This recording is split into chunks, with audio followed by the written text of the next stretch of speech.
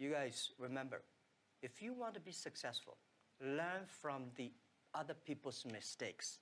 Don't learn from the successful stories. नमस्कार, मेरा नाम है दीपक जी और मैं फिलहाल कर रहा हूँ पीएचडी आईआईसी बेंगलोर से। आपको अभी तक आइडिया तो लग ही गया होगा कि मैं इस वीडियो में किस बारे में बात करूँगा। जी हाँ, जो मैंने असंख्य गलतियाँ की हैं उसमें से एक गलती के बारे में। ये वीडियो किसके लिए इंपॉर्टेंट होगा, सबसे पहले इस बारे में बात कर लेते हैं। ये वीडियो उन सभी एस्पिरेंट के लिए इंपॉर्टेंट होगा जिनके पास ऑप्शंस हैं और उन ऑप्शंस में से उनको कोई एक ऑप्शन चूज करना है। कई लोग ऐसे होंगे जो कहेंगे हमको जो ऑप्शन सिलेक्ट करने थे वो तो हमने कर चुके हैं। रेस्ट अश्योर्ड, आपको भी आगे जाके ऑप्शंस आने ही आने हैं unless and until you are alive. So जब कभी भी कोई भी सिचुएशन में आपके पास ऑप्शंस हैं और उन ऑप्शन में से कौन सा बेस्ट रहेगा आपके लिए, वो जब आपका सिलेक्शन की बारी आएगी, उन सभी एस्पिरेंट्स के लिए ये वीडियो बहुत इंपॉर्टेंट रहेगा। हो सकता है कोई किसी को डाउट हो कि मैं इंजीनियरिंग लूँ या मेडिकल लूँ, कॉलेज यहाँ से करूँ या आईआईटी से करूँ, कॉलेज आउटसाइड कंट्री जाके करूँ या इनसाइड द कंट्री करूँ, वगैरह वगैरह वगैरह। लाइन बहुत लंबी है, उसको कट शॉर्ट करते हैं। इस वीडियो में मैं बात करूंगा मेरे इंसिडेंट के बारे में कि मैंने एक इंजीनियरिंग कॉलेज में कैसे लैंड हुआ। स्टोरी थोड़ी सुनी हुई सी लगेगी और बहुत हद तक आपको अपनी ही लगेगी, क्योंकि ये स्टोरी बहुत सी कॉमन है, क्योंकि हर घर की कहानी मोर और लेस सिमिलर है। बात है 2013 की, जब मैं 12th क्लियर किया था और आप कह सकते हैं कि मैंने पूरा 10th 12th एक ही सपना लेके पढ़ा था कि एडमिशन लूंगा तो धीरूभाई कॉलेज में।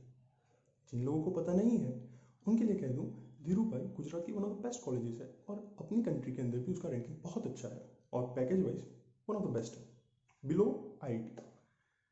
आईआईटी तो मैंने सोचा था कि नॉर्मल लोगों को तो मिलता ही नहीं एडमिशन, तो मैं तो एक एकदम साधारण हूँ, मेरे को कैसे मिलेगा। तो आईआईटी के लिए तो मैं गिव अप कर चुका था, लेकिन DICT was my dream college till then. मैंने बहुत मेहनत की थी 11th 12th में, जान के खुशी हुई मैं सिलेक्ट भी हो गया था।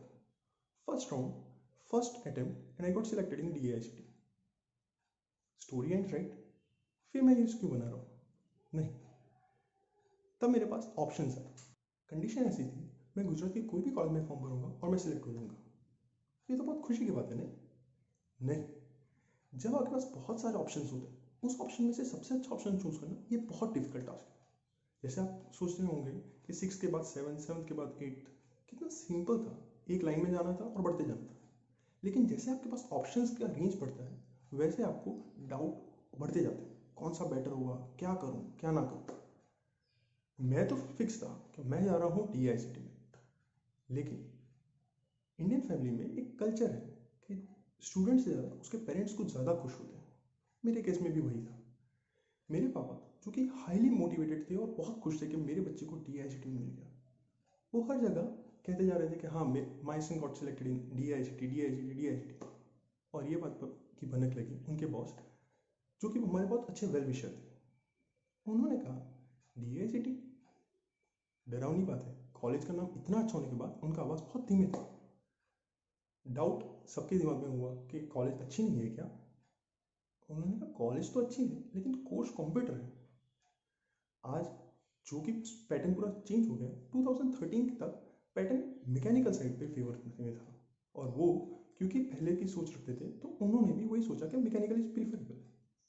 उन्होंने गाइड किया कि मैकेनिकल ले लो, कंप्यूटर करवा के क्या करोगे, कंप्यूटर करेगा तो फॉरेन चला जाएगा लड़का, इधर इंडिया में नहीं रहेगा, और तुम्हारा तो एक का एक लड़का है, इंडिया में रखो उसको। चेंज हो गई पूरी सिचुएशन। जो फर्स्ट राउंड में मैंने फॉर्म भरा था डीआईसीटी का, अब दोपहर होते होते तक वो आ गया था कि कहीं ना कहीं मैकेनिकल करना है, और कहाँ करना है वो तो डिसाइडेड ही नहीं है अभी तक। पापा का एक जूनियर था, उसने पापा को सजेशन दिया कि सर मानिए कंप्यूटर बहुत बूमिंग है और डीआईसीटी वन ऑफ बेस्ट कॉलेज रहेगी आपके बच्चे के लिए। पापा ने उसकी बात को सुना तो सही, लेकिन इतना इंपॉर्टेंस नहीं दिया। ये इंपॉर्टेंस क्यों नहीं मिला उसकी आवाज़ को? एक रीज़न है पोजीशन। हम लोग अक्सर ये सोच लेते हैं कि इस बंदा इधर इतनी ऊंची पोजीशन पे है, यानी उसका एक्सपीरियंस बहुत ज़्यादा होगा और उसको हर फील्ड का पता होगा। ऐसा ज़रूरी बिल्कुल नहीं है। स्टोरी को एंड करते हुए आपको ये बताना चाहूँगा कि मैंने शाम को जो एप्लीकेशन भरा था धीरूभाई का, वो फाइनल बैक ले लिया और मैंने मैकेनिकल में BVM में एप्लीकेशन किया। आपको एक दूसरी स्टोरी सुनाता हूँ, ये स्टोरी को याद रखिएगा। मैं आपको एक दूसरी स्टोरी सुनाता हूँ। बहुत से मेरे साउथ इंडियन फ्रेंड्स ने कहा कि सर आप इंग्लिश में बोलिए। इंग्लिश तो नहीं बोल पाया, लेकिन एक एग्जांपल मैं हैदराबाद के बारे में देना चाहूँगा, और जो भी हैदराबादी हैं वो मुझे अगर इसका आंसर देंगे मेरुल्ला उन्नारू, तो मुझे खुशी होगी कमेंट सेक्शन में जान के। अगर दो बंदे हैं, दो ब्रोकर्स हैं बेसिकली हैदराबाद में, एक ब्रोकर जिसने ब्रोकिंग किया था, जो घर की जो दलाली होती है वो किया था उसने समवेयर अराउंड 30 ईयर्स बैक, और दूसरा ब्रोकर है जो कि बहुत एक्टिव है और अभी रिसेंट न्यू है और मार्केट में उसे पता है सब कुछ बारे में। जो ओल्ड ब्रोकर है उसका नाम बहुत है, सोसाइटी में सब उसको जानते हैं और बहुत दिग्गज है, पावरफुल है, लेकिन कॉन्ट्री में आप दूसरे को देखोगे तो उसको लोग इतने नहीं जानते, लेकिन उसे सोसाइटी में भी क्या चल रहा है और क्या हो रहा है उसके बारे में उसकी पकड़ ज़्यादा स्ट्रांग है। आप दोनों के पास जाएंगे और आपको घर खरीदना है, आपको दोनों पता है क्या सजेशन देंगे। पहला वाला जो है, जो कि बहुत एक्सपीरियंस और उम्र वाला है, वो आपको कहेगा ओल्ड हैदराबाद में घर खरीदो। वो एक बहुत सेफ, क्या कह सकते हैं, सेफ डील रहेगी आपके लिए फ्यूचर में, और बहुत अच्छा रिटर्न आएगा उसके ऊपर। एग्जाम्पल थोड़ा बिजनेस रिलेटेड है, क्योंकि मैं गुजरात से आता हूँ और हमारे अंदर यहाँ पे बिजनेस हर एक के अंदर कॉमन चीज़ है। दूसरे के पास जब जाएंगे ना, ताजू होगा आपको, वो आपको कहेगा गची बावली में लो। पता है क्यों? गची बावली बहुत डेवलपिंग है, जिनको नहीं पता उनको कह दूँ गची बावली IT फॉर्म बनते जा रहा है और बहुत डेवलपिंग है। यही अगर आप उसको कहोगे ओल्ड वाले को कि भाई उसने तो हमें कहा है गची बावली में लेने का, हो गया पागल हो गए हो क्या? गची बावली तो जंगल है, जंगल, उधर तो कभी जाना ही नहीं चाहिए। आपको जो रहना चाहिए वो ओल्ड हैदराबाद में रहो। ओल्ड हैदराबाद डेवलपिंग ही डेवलपिंग है, क्या अभी उसकी अम्यूनिटीज़ देखो, यहाँ पे ये है, वहाँ पे टिंगड़ा है, फलाना। सर आप सोचिए, दोनों ही आपके वेल विशर है, और रेस्ट अश्योर रहिए जो आपको सलाह देते हैं ना, वो आपका खराब नहीं सोच के दे रहे, लेकिन दोनों का जो एक्सपीरियंस है और दोनों का जो नॉलेज है, रिसेंट नॉलेज, वो डिफर कर रहा है यहाँ पे। पहले वाले को पता है कि पहले वाले ने गलती ये की है कि उसे अभी का नहीं पता कि फ्यूचर कहाँ पे जाने वाला है, जबकि जो बहुत एक्टिव है उसे पता है कि गची बावली will be more IT hub, और वहाँ पे जो लैंड का प्राइस है वो बढ़ने वाला है। आप सोचिए आपके लिए आइडियल डील कौन सी रहेगी? गची बावली, राइट? क्यों? आपने फोरकास्ट किया फ्यूचर में कि मुझे कितना परसेंटेज राइस मिलेगा।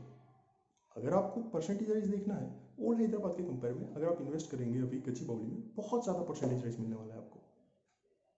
आपने यहाँ पे किसका सुना सर? अनएक्सपीरियंस का, राइट?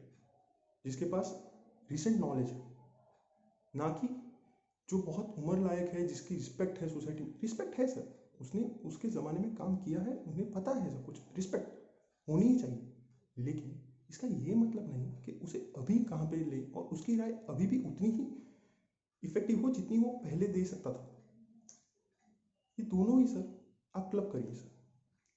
आज अभी JEE का रिजल्ट आया है और बहुत सारे लोग अभी आपको राय देने ही वाले हैं कि ये कॉलेज कर ले, ये फील्ड ले ले, ये कर ले, वो कर ले।